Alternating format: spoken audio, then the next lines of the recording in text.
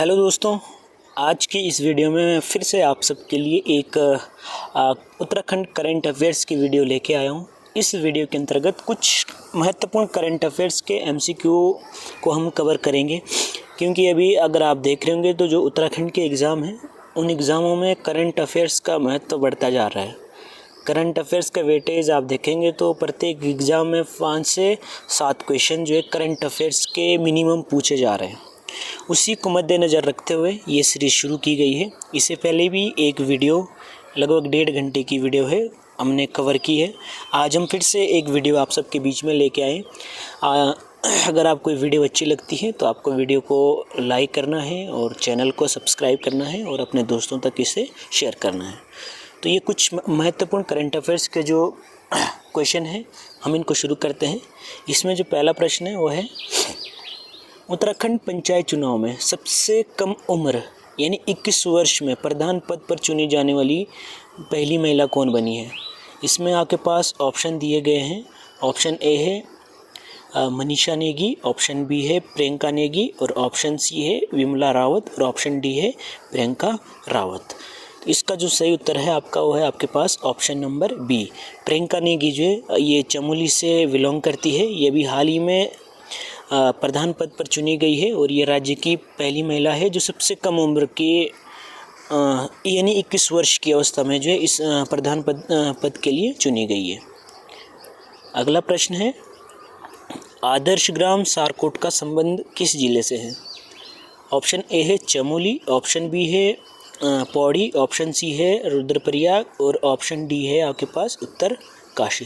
तो इस प्रश्न का जो सही जवाब है ये है आपके पास ऑप्शन नंबर ए चमोली। जो सारकोट गांव है, ये सारकोट गांव से जो प्रियंका नेगी को प्रधान पद के लिए चुना गया है, इसलिए जो ये प्रश्न बनाया गया है। अगला प्रश्न है,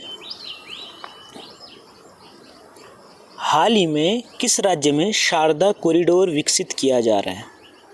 ऑप्शन ए है उत्तर प्रदेश, ऑप्शन बी है उत्तराखंड, ऑप्शन सी है बिहार और ऑप्शन डी है हिमाचल प्रदेश। तो इसका जो उत्तर हो जाएगा आपका वो हो जाएगा आपके पास ऑप्शन नंबर बी उत्तराखंड। जो शारदा कॉरिडोर है और इसके अलावा जो गंगा कॉरिडोर है ये उत्तराखंड सरकार के द्वारा शुरू किया गया है। इसको विकसित करने का जो लक्ष्य है वो है कि धार्मिक यात्रा को आगे बढ़ाना और जो हमारे धार्मिक स्थल है उनको इसके माध्यम से जोड़ना और धार्मिक यात्रा को और के लिए उत्तराखंड को विकसित करना। अगला प्रश्न है, शारदा कॉरिडोर और गंगा कॉरिडोर का निर्माण किया जा रहा है।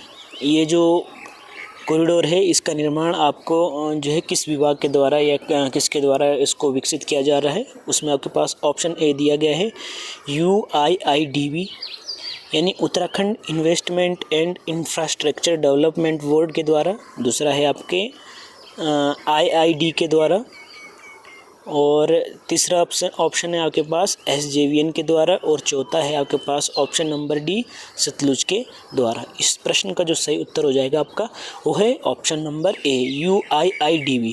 UIIDB जो Uttarakhand investment and infrastructure development board है, इस बोर्ड के द्वारा जो शारदा कॉरिडोर है और दूसरा जो गंगा कॉरिडोर है इन दोनों कॉरिडोरों का निर्माण किया जा रहा है। प्रश्न नंबर 5 है, राज्य में कृषि संवाद कार्यक्रम का आयोजन कहाँ किया गया है। जो भी हाल ही में कृषि संवाद कार्यक्रम का आयोजन हुआ है ये आपका ऑप्शन नंबर ए है उधम सिंह नगर, ऑप्शन बी दिया गया है देहरादून, ऑप्शन सी दिया गया है हरिद्वार और ऑप्शन डी दिया गया है पंतनगर। तो इसका जो सही जवाब है ये आपका ऑप्शन नंबर बी हो जाएगा यानी देहरादून। देहरादून में जो है कृषक संवाद कार्यक्रम का आयोजन अभी हाल ही में किया गया है, जिसके तहत जो प्रधानमंत्री के द्वारा जो किसान पेंशन है वो प्रदान की गई है। अगला जो प्रश्न है वो है, हाल ही में किसान सम्मान निधि की कौन सी किस्त पर कृषक संवाद कार्यक्रम का आयोजन किया गया है। आपके पास ऑप्शन ए है 18वीं किस्त, ऑप्शन बी है 19वीं किस्त, ऑप्शन सी है 20वीं और ऑप्शन डी है 21वीं। इसका जो सही जवाब हो जाएगा वो है आपके पास ऑप्शन नंबर सी 20वीं। 20वीं किस्त है, 20वीं किस्त पर जो है कृषक संवाद कार्यक्रम का आयोजन किया गया है। अगला प्रश्न है, 58 करोड़ की लागत से बनने वाले एकीकृत ग्राम विकास भवन का शिलान्यास कहाँ किया गया है? ऑप्शन ए है हरिद्वार, ऑप्शन बी है रुड़की, ऑप्शन सी है देहरादून और ऑप्शन डी है श्रीनगर। तो इस प्रश्न का जो सही जवाब होगा आपका वो होगा option number C, Dehradun. Dehradun में जो है जो एकीकृत ग्राम विकास भवन है उसका शिलान्यास उत्तराखंड के सीएम पुष्कर सिंह धामी जी के द्वारा किया गया है। ये जो विकास भवन का निर्माण किया जाना है इसमें कुल 58 करोड़ की लागत लगने वाली है। अगला प्रश्न है, भगवान शिव को समर्पित दक्षेश्वर महादेव मंदिर कहाँ स्थित है? इसमें आपके पास ऑप्शन दिए गए हैं। ऑप्शन ए है रुद्रप्रयाग, ऑप्शन बी दिया गया है हरिद्वार, ऑप्शन सी है ऋषिकेश और ऑप्शन डी है चमोली। तो जो आपका ये दक्षेश्वर महादेव मंदिर है, दक्षेश्वर महादेव मंदिर आपका हरिद्वार में पड़ता है। तो इसका जो सही जवाब हो जाएगा आपका वो ऑप्शन नंबर बी। अगला प्रश्न है, ई पूर्ति पोर्टल का संबंध है? ऑप्शन ए है शिक्षा से, ऑप्शन बी दिया गया है सरकारी राशन से, ऑप्शन सी है श्रमिकों से और ऑप्शन डी है किसानों से। तो इस प्रश्न का जो सही उत्तर है आपका हो जाएगा ऑप्शन नंबर सी, शिक्षा से संबंधित। जो ई पूर्ति पोर्टल है ये शिक्षा से संबंधित है। ये पोर्टल जो शिक्षा विभाग के द्वारा शुरू किया गया है, शिक्षा मंत्रालय जो है इसका जो मुख्य उद्देश्य है वो जो बुक्स वगैरह प्रोवाइड की जाती है उसमें जो कीमतें हैं उन सब पर जो निगरानी रखी जाएगी और इसमें जो पारदर्शिता लाने के लिए इस योजना को, इस पोर्टल को शुरू किया गया है। अगला प्रश्न है, ऋषिकेश कर्णप्रयाग रेल परियोजना की कुल लंबाई है? ऑप्शन ए है 125.20 किलोमीटर, ऑप्शन बी है 89 किलोमीटर, ऑप्शन सी है 120 किलोमीटर और ऑप्शन डी दिया गया है 103 किलोमीटर।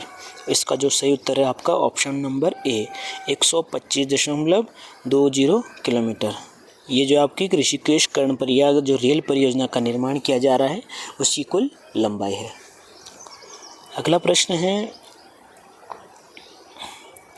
हाल ही में उत्तराखंड सरकार द्वारा शुरू की गई उत्तराखंड सौर ऊर्जा नीति, ये प्रश्न बन सकता है, उत्तराखंड सौर ऊर्जा नीति के तहत कितनी सौर ऊर्जा बिजली उत्पादित करने का लक्ष्य रखा गया है? इसमें आपके पास ऑप्शन ए दिया गया है 2000 मेगावाट, ऑप्शन बी है 2500 मेगावाट, ऑप्शन सी है 3000 मेगावाट और ऑप्शन डी दिया गया है आपका 4500 मेगावाट। इस प्रश्न का जो सही जवाब है वो है आपका option number B, 2500 megawatt. 2500 megawatt का जो है उत्तराखंड सरकार ने लक्ष्य रखा गया है।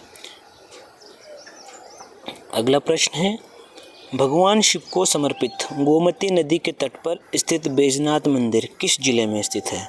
ऑप्शन ए है अल्मोड़ा, ऑप्शन बी है बागेश्वर, ऑप्शन सी है चंपावत और ऑप्शन डी है पौड़ी।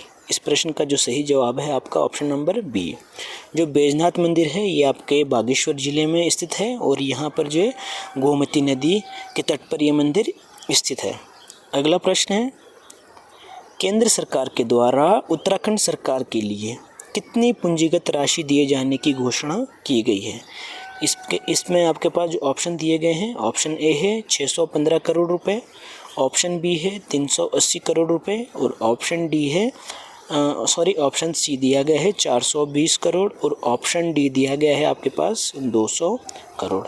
अभी जो अगर आप ट्रेंड देख रहे होंगे जो उत्तराखंड में जो एग्ज़ाम हो रहे हैं उनमें प्रश्न पूछे जाने के वो कुछ इस प्रकार से पूछे जा रहे हैं।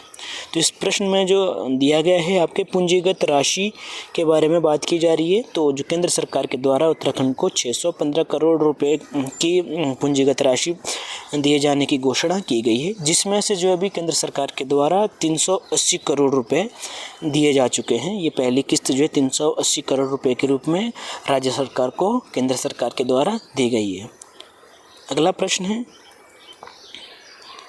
Partnership for building future ready school through corporate social responsibility fund कार्यक्रम का आयोजन किया गया है। ये जो भी हाल ही में कार्यक्रम किया गया है ये आपके कहाँ किया गया है, इसमें आपके ऑप्शन दिया गया है राजभवन देहरादून, ऑप्शन बी है गैरसैंण में, ऑप्शन सी है हरिद्वार में और ऑप्शन डी दिया गया आपका मसूरी में। तो जो ये partnership for building future ready school through corporate social responsibility fund कार्यक्रम का आयोजन ये आपके राजभवन देहरादून में किया गया है। इस कार्यक्रम के तहत जो है राज्य के 550 विद्यालयों को विकसित किए जाने का लक्ष्य रखा गया है। जो वहाँ के बुनियादी ढांचे है, बिल्डिंग वगैरह और विद्यालय का जो परिसर है उसकी अवसंरचना को विकसित करने का इस प्रोग्राम के तहत लक्ष्य रखा गया है। अगला जो प्रश्न है वो है राज्य में क्षेत्रीय भाषाओं की फिल्मों के निर्माण के लिए कितनी सब्सिडी देने का प्रावधान किया गया है। इसमें आपके पास जो ऑप्शन दिए गए हैं, ऑप्शन ए है 3 करोड़, ऑप्शन बी है 1.5 करोड़, ऑप्शन सी दिया गया आपका 2 करोड़ और ऑप्शन डी दिया गया आपका 1 करोड़। इस प्रश्न का जो सही उत्तर है आपके पास ऑप्शन नंबर सी 2 करोड़। जितनी भी राज्य में जो क्षेत्रीय भाषाएं हैं उन भाषाओं पर अगर कोई फिल्म बनाता है तो उस फिल्म के लिए जो है राज्य सरकार जो है 2 करोड़ की सब्सिडी प्रदान करेगी। अगला प्रश्न है राज्य में 8वीं अनुसूची में वर्णित भाषा की फिल्मों के निर्माण के लिए कितनी सब्सिडी का प्रावधान किया गया है।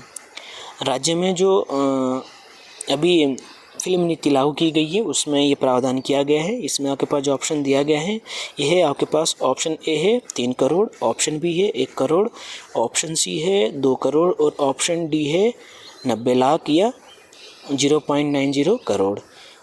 तो इस प्रश्न का जो सही उत्तर है आपके पास ऑप्शन नंबर ए 3 करोड़। जो जितने भी 8वीं अनुसूची में जो आपकी 22 भाषाएं दी गई है उन 22 भाषाओं में अगर कोई राज्य में फिल्म निर्माण करना चाहता है तो उसको जो है राज्य सरकार 3 करोड़ की सब्सिडी प्रदान करने वाली है। अगला प्रश्न है हाल ही में अखिल भारतीय शिक्षा समागम कार्यक्रम ये केंद्र सरकार के द्वारा जो ये कार्यक्रम चलाया जा रहा है, इस कार्यक्रम के अंतर्गत पीएम श्री केंद्रीय विद्यालय के नवनिर्मित भवन का शुभारंभ कहाँ किया गया है। ऑप्शन ए है कोटद्वार में, ऑप्शन बी दिया गया है देहरादून में, ऑप्शन सी दिया गया है खटीमा और ऑप्शन डी दिया गया है आपका उत्तर काशी। इस प्रश्न का जो सही उत्तर है आपका वो है ऑप्शन नंबर सी। जो अखिल भारतीय शिक्षा समागम कार्यक्रम है इस कार्यक्रम के तहत पीएम श्री केंद्रीय विद्यालय के निर्माण की जो कार्य चल रहा है उसके तहत जो है खटीमा में पीएम श्री केंद्रीय विद्यालय के नवनिर्मित भवन का भी शुभारंभ किया गया है और इसका शुभारंभ जो है आपके पुष्कर सिंह धामी के द्वारा किया गया है। अगला प्रश्न है विश्व बाघ दिवस कब मनाया जाता है। ऑप्शन ए है 2 अगस्त को, ऑप्शन बी दिया गया है 29 जुलाई को, ऑप्शन सी है 15 अगस्त को और ऑप्शन डी दिया गया है 30 जून को। इस प्रश्न का सही जवाब है आपका ऑप्शन नंबर बी 29 जुलाई का जो है विश्व बाघ दिवस मनाया जा रहा है। और इस जो बाघ दिवस का लक्ष्य है ये बाघों की संख्या को बढ़ाने के लिए जो है 29 जुलाई को बाघ दिवस के रूप में मनाया जा रहा है। अगला प्रश्न है उत्तराखंड वानिकी प्रशिक्षण अकादमी स्थित है। ऑप्शन ए है पंतनगर में, ऑप्शन बी है रुड़की में, ऑप्शन सी है देहरादून और ऑप्शन डी है हल्द्वानी। तो इस प्रश्न का जो सही उत्तर है आपका ऑप्शन नंबर डी हल्द्वानी में जो है उत्तराखंड वानिकी प्रशिक्षण अकादमी स्थित है। अगला प्रश्न है सीएम पुष्कर सिंह धामी द्वारा शुरू किए गए ऑपरेशन कॉलनेमी का संबंध है। ऑप्शन ए है धार्मिक वेशभूषा धारण कर लोगों को ठगने वालों के खिलाफ, ऑप्शन बी है भिक्षा मांगने वालों के खिलाफ और ऑप्शन सी है आपदा के दौरान राहत कार्यों से और ऑप्शन डी है राज्य पुलिस से। इस प्रश्न का सही उत्तर है आपका ऑप्शन नंबर ए धार्मिक वेशभूषा धारण करने वाले लोगों को ठगने वालों के खिलाफ जो है ये ऑपरेशन कॉलनेमी चलाया गया है। अभी जब से कावड़ यात्रा शुरू हुई है तो उस समय कावड़ यात्रा की शुरुआत में जो है पुष्कर सिंह धामी के द्वारा ऑपरेशन कॉलनेमी शुरू किया गया है। जो कॉलनेमी है कॉलनेमी का संबंध आपने अगर रामायण देखी होगी, रामायण में जब हनुमान जी जड़ी बूटी लेने जब निकलते हैं तो रास्ते में उन्हें एक राक्षस उनको रोकने का प्रयास करता है। उस राक्षस का नाम होता है कॉलनेमी, और इसी के नाम पर जो है ये ऑपरेशन कॉलनेमी रखा गया है। इसका जो लक्ष्य है आप देख रहे होंगे कि अभी जो है बहुत से लोग धार्मिक वेशभूषा धारण करते हैं और लोगों को ठगने का प्रयास करते हैं। उन्हीं के खिलाफ जो है राज्य सरकार के द्वारा ऑपरेशन कॉलनेमी शुरू किया गया है। तो ये आज के महत्वपूर्ण कुछ 20 प्रश्न आप सबके सम्मुख थे। अगर आपको वीडियो अच्छी लगती है तो आपको वीडियो को लाइक करना है और अपने दोस्तों तक इसे शेयर करना है। धन्यवाद।